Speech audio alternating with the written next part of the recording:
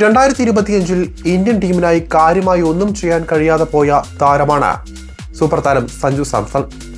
വേണ്ടത്ര അവസരം കിട്ടാതെ പോയത് തന്നെയാണ് ഇതിന് പിന്നിലെ പ്രധാന കാരണം. എന്നാൽ 2026 തുടക്കം തന്നെ സഞ്ജുവിനെ സംബന്ധിച്ച പ്രതീക്ഷയേകുന്നതാണ്. ഈ വർഷത്തെ ഇന്ത്യയുടെ ആദ്യ T20 മത്സരം മുതൽ T20 ലോകകപ്പിലടക്കം പ്രധാന സ്ഥാനം സഞ്ജുവിന് ലഭിച്ചു കഴിഞ്ഞു.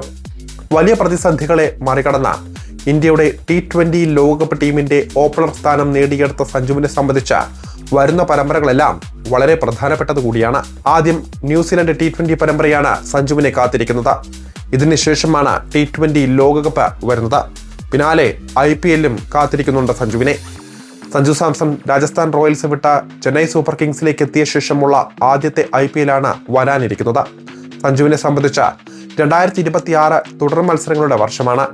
പലരും 2026-നെ സഞ്ജുവിന്റെ ഭാഗ്യവർഷമായാണ് വിശേഷിപ്പിക്കുന്നത്.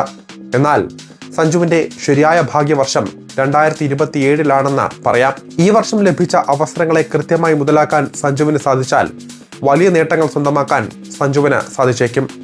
അതിനായി ഇനിയുള്ള എല്ലാ അവസരങ്ങളും സഞ്ജു പരമാവധി മുതലാക്കേണ്ടതായുണ്ട്.